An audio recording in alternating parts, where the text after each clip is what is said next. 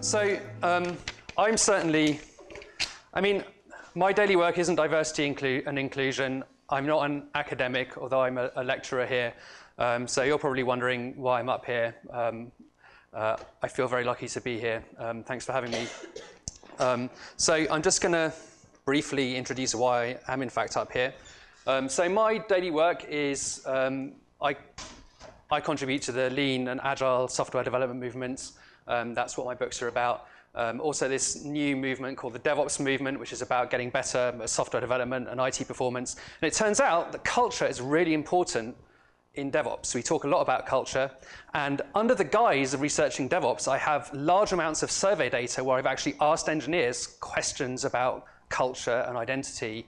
And because I'm asking them about DevOps, which is engineering, not about culture, which is all kind of touchy-feely, they kind of fell for it. And so we have a lot of data about this, actually, some of which I'll talk about today. My co-author and my CEO and partner in DevOps research, where I'm CTO, is Dr. Nicole Forsgren. She actually is a social scientist. She does all the proper survey, design, and analysis work. Sadly, she can't be here today. She's in Sweden, which is a pretty good excuse. My journey kind of in diversity and inclusion started in 2013. I was running a conference on some of this stuff. And has anyone seen the Geek Feminism Wiki and the Geek Feminism Wiki timeline of incidents? Yeah, if you're ever feeling quite happy about the world one day and you're bored of that, then go and check out the timeline of incidents in the Geek Feminism Wiki and you'll become very sad very quickly. 2013 was a particularly bumpy year. 2012, 2013, there'd been a bunch of Ruby conferences where the conferences were entirely white men. And when it was brought to the attention of the conference organizers, they got really mad and defensive. There was Donglegate. Adria Richards was 2014. And so I really wanted to put together a conference that wasn't like that. And we put together a conference called FlowCon with 4 values, of which number 1 was diversity. And we had a really simple way of measuring diversity, which was the number of speakers who were not white men.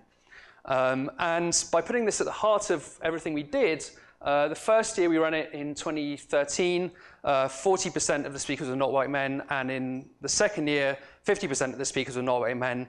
And my reflection on this was that it actually wasn't very hard when we put our minds to it. And that's really depressing in an industry where people are very keen on talking about how they're solving hard problems, that this was considered a big deal. We were really worried about people saying we'd lowered the bar, so we actually found a data-driven way to assess that. We actually got people to rate the talks at the conference by putting colored cards in a box on their way out. A green card meant you loved the talk, a yellow one meant it was okay, and a red one meant you didn't like it. And we looked at the proportion of green cards across men versus women speakers, and what we found was there was no statistical difference between men and women, and we demonstrated that we, thus hadn't lowered the bar. And I was actually hoping the women would do slightly better, but most of the attendees were men, so obviously there's some bias there that unfortunately we weren't able to correct for because we didn't collect demographic data on the attendees. So, this is all written up, and that was a great way to prove what we knew was the case, because the whole framing of lowering the bar assumes you're running a zero-sum game, which of course you aren't. And the moment you realize that you can just reject the whole premise of the argument. I was the executive sponsor of the diversity and inclusion program at a startup called Chef, which is in the DevOps space.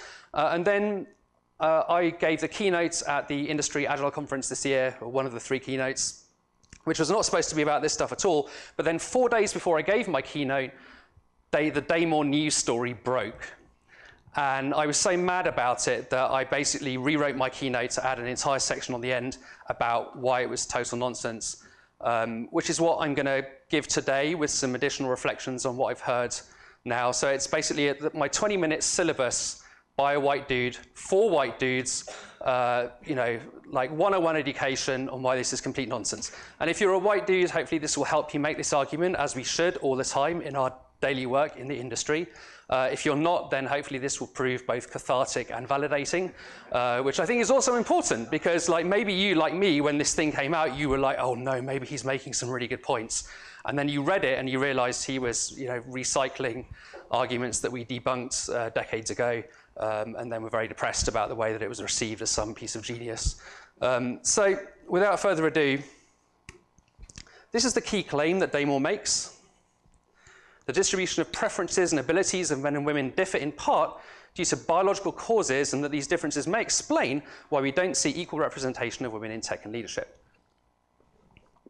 And he cites for this, I mean, his explanation basically is, one of his explanations is the bell curve. So, sorry, I skipped ahead one there. The bell curve that he puts in his paper looks like this. This is a screenshot of it. And this is a horrible argument. This is kind of essentialism that was used to justify racism and slavery.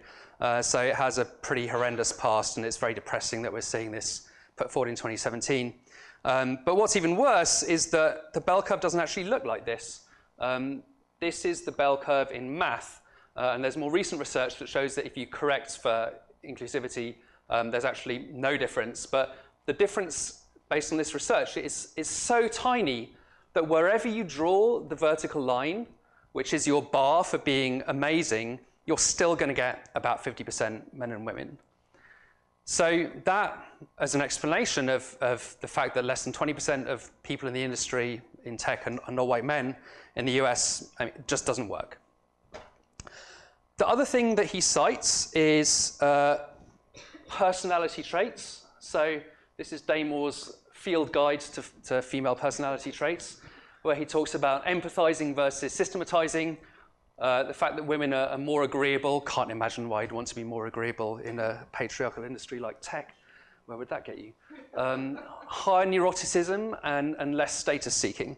And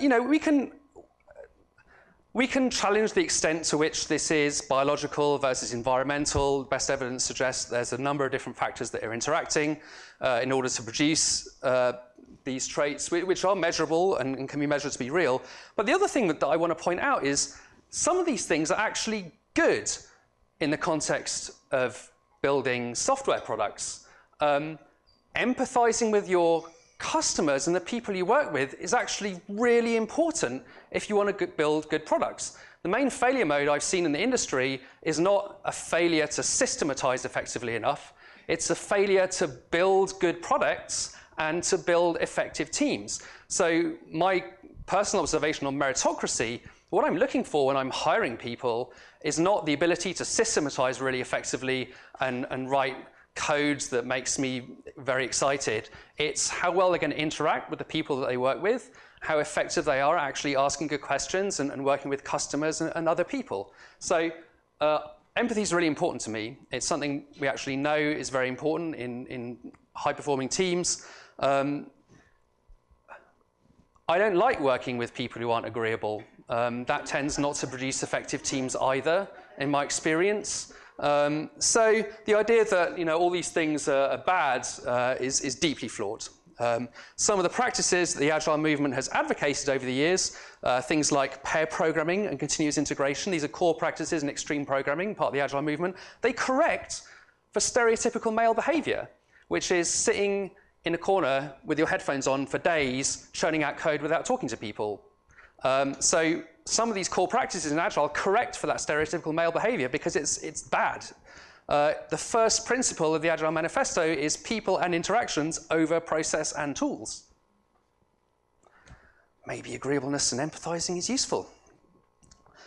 I think that the nail in the coffin for this argument is that even though these things are real and measurable, although the extent to which they're biological is very strongly debatable, they have insufficient explanatory power.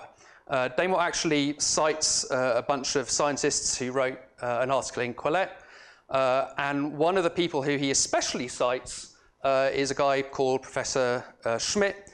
In the article he cites, he writes this: "It's not clear to me how such sex differences are relevant to the Google workplace, and even if sex differences in negative emotionality were relevant to occupational performance, the size of these negative emotion sex differences is not very large, so the effect size isn't big enough to explain the disparity.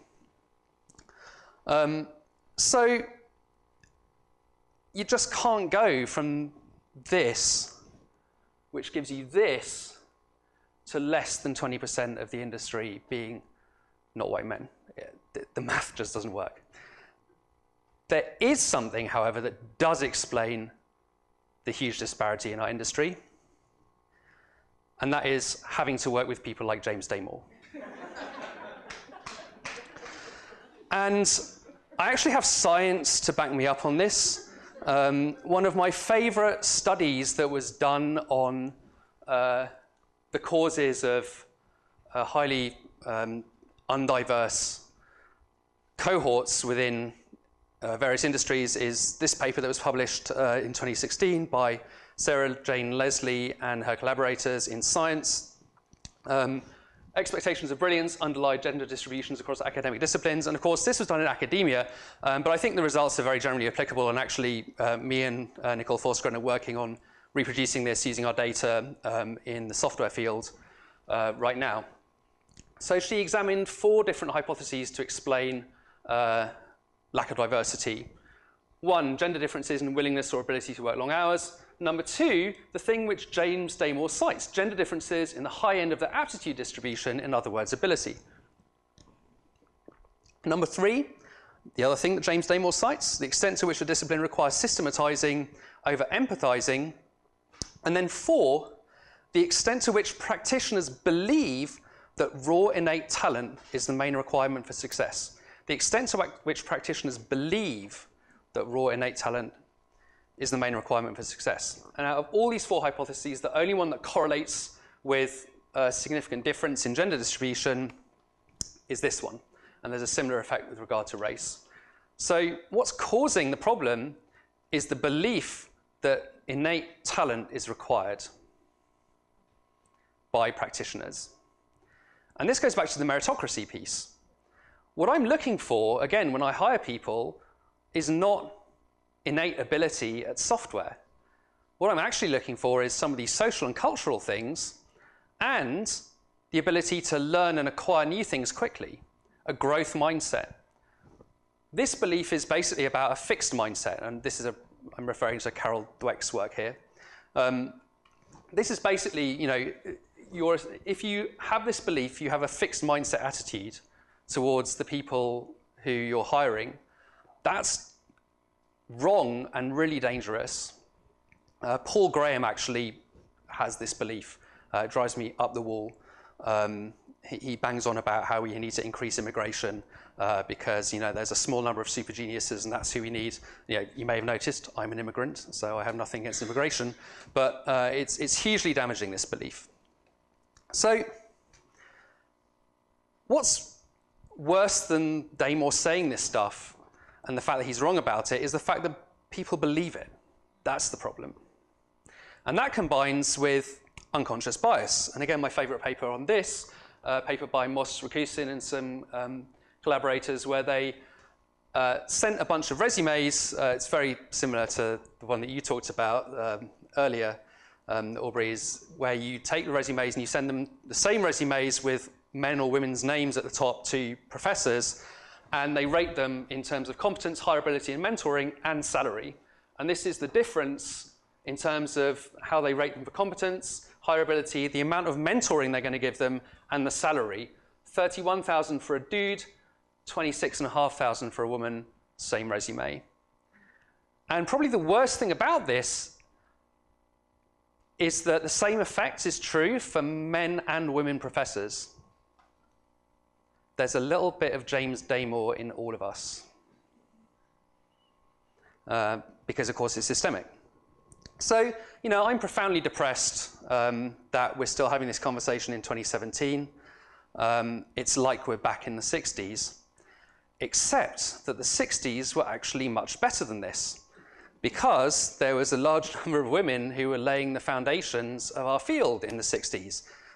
People like these 2 people, Benny Jennings and Frances Bellas, who were the programmers, 2 of the 6 women who programmed the ENIAC, the first general purpose computer, and also worked out how to program the ENIAC, because everyone thought, well, we built the hardware, that's the hard bit done, we'll just go and do stuff. And no one knew that programming was a hard thing at this point, so they're just like, oh, we'll get these people to do it, fine.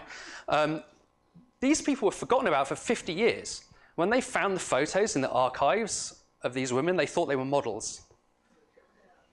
And they didn't realize that they were the women who actually programmed this computer. They were joined a bit later on when they went to form the Eckhard Mauchly Computer Corporation, which developed the UNIVAC, by Navy reservist Grace Hopper, who eventually became Rear Admiral Grace Hopper. She developed the compiler, the first compiler, when she was working on Codicil, which became COBOL, which is still at the heart of all financial service companies today. I definitely would also recommend going to see Hidden Figures, an amazing movie featuring Dorothy Vaughan, Katherine Johnson, Mary Jackson. Jackson was NASA's first woman engineer. Vaughan went on to become an expert Fortran programmer. These were African-American women who were trailblazing in a time and place where they had many, many obstacles that I can't even begin to conceive. I also want to shout out to Margaret Hamilton, who basically invented software engineering as a discipline when she ran the MIT Instrumentation Lab, which developed the guidance computers for the Apollo program, which took the Apollo rocket into space and landed the lunar lander on the moon. Here she is in '69 with the source code for the Apollo guidance computer. So what happened? Probably many, many of you have seen this graph, where we see that around the 80s, there was a deep dive in the number of women who were taking computer science. And just this should demonstrate that the idea that there's a biological element that's significant in generating these outcomes. I mean, biology hasn't changed significantly in 50 years, as far as I'm aware. There's also the fact that in many Asian countries, there's a much higher level of women in tech. If you go to places like Vietnam, Philippines, it's pretty much 50-50. So that should be enough to get rid of this idea that there's the biological effect is dominant here. So what happened? Well, a few things. Firstly, programming was originally considered clerical work. So it's just the stuff that you did that wasn't that important once we'd built the hardware, which is the cool stuff. So it's considered low status, badly paid. And then it was discovered to be hard, and then it became a male stereotype activity like math. And there's actually research that was done, this stereotypes link, which shows that as women move into a field, salaries go down, and as women move out of a field, salaries go up because of this bias, basically, that if there's lots of women in the field, it can't be that hard, so we're not going to pay that much. That's happening right now with front-end engineers in software. There's more women coming into what's front-end engineering, and salaries are going down as a result because of that stereotype. In the 80s, there was lots of marketing of personal computers to boys as a result of market segmentation that was done on that group. I, like many of my cohort, learnt about computers when I was growing up, when I had like a little personal computer. I had a Spectrum, TRS-80s were big here. Those people went to college, and they found computer science a lot easier than the women who hadn't had those computers and thus were completely new to the whole thing because their dads had played with their brothers instead of playing with them on the computer. And then these two things I've already talked about, the pervasive belief that innate ability or brilliance is required to succeed, and this stereotype that women and people of color are less competent. So I'm not going to belabor this. We've talked a lot about why I should care. I just want to point out one thing. Tech jobs are highly paid and they're high impact. James Damore actually says, people often say, where's positive discrimination for nurses? Well, nursing is really important, but it's not high status and high impact in the same way that tech is. Damore actually says, where's positive discrimination for homelessness, violent deaths, and prison, which are male-dominated areas? And the answer to that is obvious. No one wants to die violently. That's why there's no positive discrimination for that. Whereas obviously jobs in tech, there is this high impact, high pay thing. That's why we should care about this. We've talked about hiring. Maybe if we didn't alienate over 50% of our potential workforce, we wouldn't have a talent shortage. We know that diverse teams deliver better results. Research that was done by Frieda Kappel-Klein at the Level Playing Field Institute from 2001 to 2006 shows that unfairness in the form of voluntary turnover of managers and professionals costs businesses $64 billion annually. So, I don't want to lead with the economic argument because I actually don't think it's the most important, but, that's quite a big number. And maybe like me, you're sick of working with all the dudes all the time. I put that at the bottom, but I think it's real, certainly for me. So what can we do about this? Let's stop perpetuating this myth about 10x developers and how important innate ability is. It's not. That's a completely false premise. And in as much as we continue to perpetuate that, we're going to end up with the same outcome. We've got to get rid of this myth that actually these super geniuses who are able to sit and code for hours on end are what's going to save our business. What's going to save our business is actually building products that people want in effective teams. Those are not male stereotype characteristics. Create an inclusive environment and don't tolerate intolerance. This is the paradox of tolerance. So I gave this talk a month ago in front of a few thousand people, which was mainly dudes.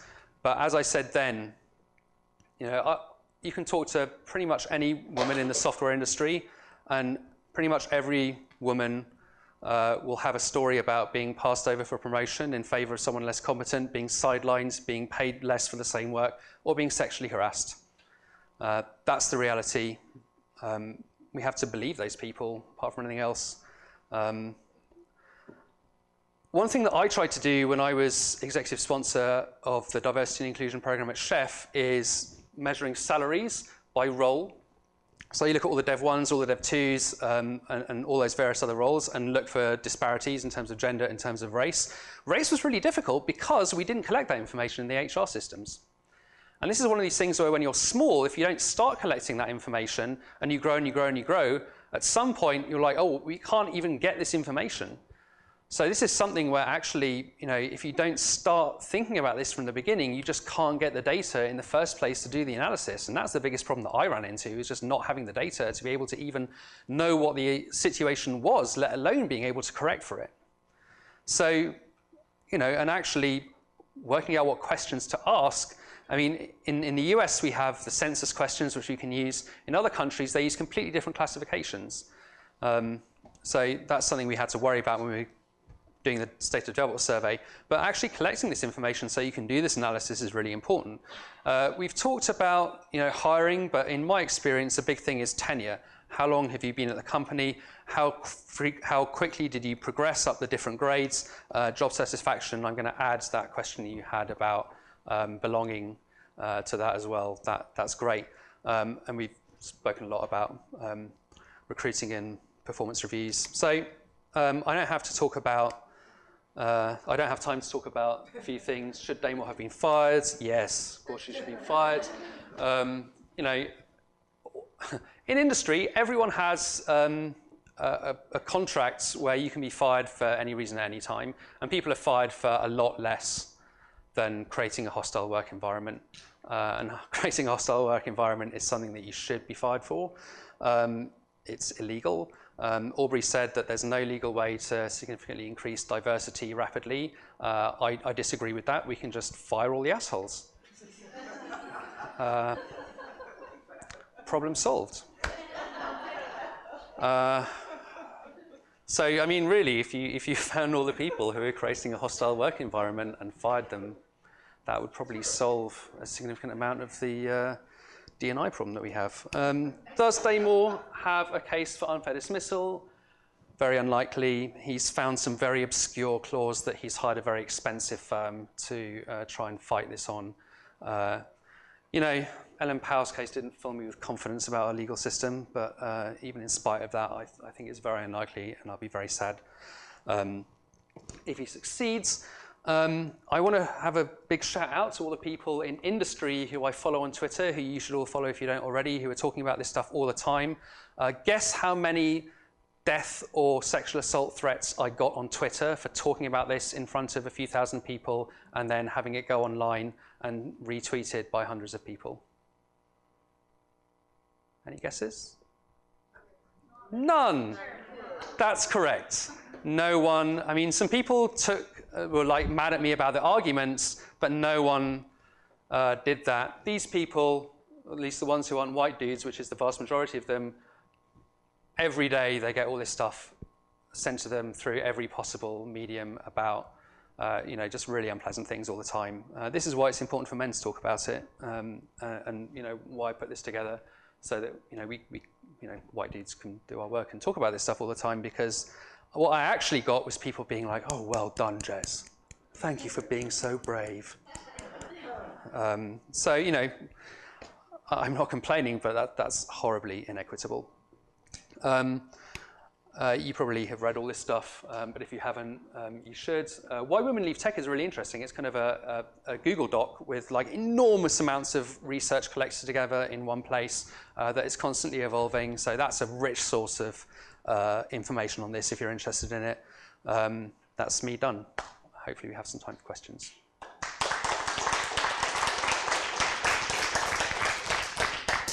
Thanks.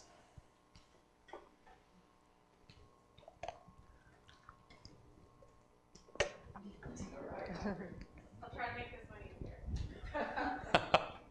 All right. So my question, because I get paid to convince white dudes to believe what you believe, is what, of all of the fantastic advocacy that you've done, what is the argument or the approach, or is there a common factor in the times you've been able to pull off what I call the flip? Which is where someone comes in and they're like, this is bullshit. I deserve everything I have. My gender and race, like people are purple and I don't even see it, right? These are really strongly held beliefs. Is there a common thread with people that you've been able to pull that veil off from? Because certainly coming in as like the queer Mexican lady, like I'm running uphill because I don't look like them. So it's symptomatic of the problem that people don't come up to me and do that. That's a great. Oh, that was sad. It's a horrible answer. It's a horrible answer, but it's truthful. But it's true.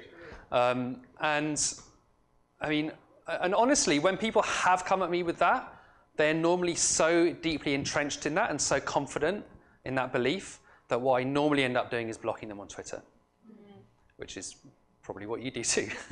Maybe, I don't know. Yes, I do. Yeah. I'm really good at the blocking. Because life's too short. So it's difficult. I have selection bias, and the selection bias is symptomatic of the problem.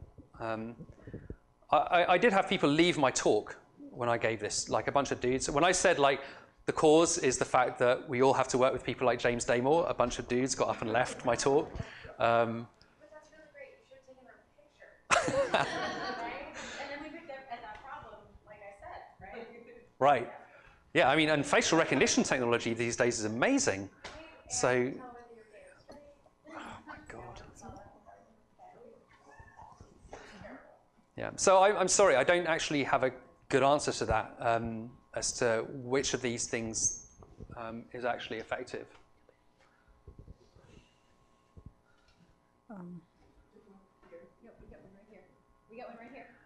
But it's, what I will say is I don't think it's the argument. I think a lot of it is the fact that I'm making it.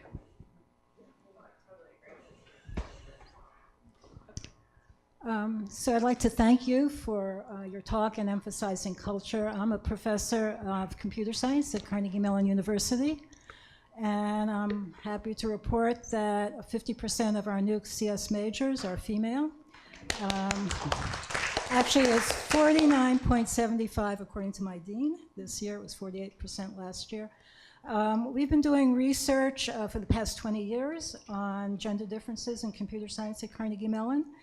And I could tell you for the past 10 or 15 years, all of our research shows that there are no gender differences. This is in one of the most intensive computer science undergraduate programs on the planet. So we have not changed the curriculum at all. In fact, it's more intense than it was 20 years ago, but we have changed the culture totally. And our basic premise is, one of our basic premises is that in any community, the kinds of important professional advances that you need are there implicitly for the majority but don't exist for the minority. And we all know what they are: mentors, role models, networking, and all of that. So in the 90s, when we had 8% women in computer science, and they did these initial studies in computer science on gender differences, they found huge gender differences. In fact, it was like women were from Venus, men were from Mars. And the big suggestions were that we would change our curriculum to be quite female-friendly. We did not do that at all. We did not change our curriculum. What we did is we built in an environment where women had mentors, where there were big sister, little sisters, all the kinds of things that work for everybody in the community. We built them in for our women students. And guess what? All the guys wanted that too. So now we have that for all our students, and we have a big program, CS for All, not just women in CS, but CS for All, where we're doing this for all of our students, and with increased diversity, not as much as the 50-50 with women. So it's not rocket science. It really isn't, and many places could do what Carnegie Mellon has done, and so it's not rocket, and everything you said resonates with the kinds of things that we have done. I would like to make one other comment, that you mentioned women in the 60s. Well, in the 70s in the Bay Area, we started programs to increase girls and women in STEM areas. And those programs were really great, and thousands of girls participated. There were political reasons for those programs not to exist. The government withdrew funding. Title IX originally was for equality, and that wasn't just for sports, it was for everything. And as the years went by, Title IX wasn't as supported for everything. So we had Governor Reagan. Things changed a lot in the 70s, 80s. So it wasn't just girls weren't given the computers. The outreach programs really died out too. So there's a political element too of what happened in the 80s to add to your arguments. Your arguments are right, but there are other elements as well, I would say. Yeah, thanks very much. I really appreciate your input on that. We have time for one more quick question. Is the mic queued up here? Yeah. Well, I don't know how quick this is, but it's building on, I think, what keeps you up at night. So what keeps me up at night is this, that we have this kind of narrative of unconscious bias, right? And we all have it, so it's unconscious. But the moment in which unconscious bias becomes explicit and conscious bias. And I think what your talk just illuminated is exactly that moment where you said there's a little bit of James Damore in every one of us. And that's exactly the tension here as well. These are culturally pervasive and widespread. They create the exact hostile environment, and explicitly hostile, when they kind of break through in this way. And that's a deep tension, I think, in our research and in our practice, is when are people sort of not responsible for the biases that they exhibit, and when are they totally responsible for the bias that they're exhibiting? And I don't know that we have very good measures, ways of calibrating it, ways of creating boundaries and rules, and that's what gets hard about it and tricky. Yeah, and I think to add to that, also the fact that a lot of people will say things that are hostile, and then everyone will be like, oh, he's just joking. Right. And stuff like that. So actually being able to categorize an event is deliberately sabotaged by these other factors, which makes it even more problematic. Exactly. So it's probably not a short question that we're going to answer right now, but I think there's a reception, maybe drinks, maybe more discussion. With that, thank you so much, Jez. Thanks very much. Thanks, everyone.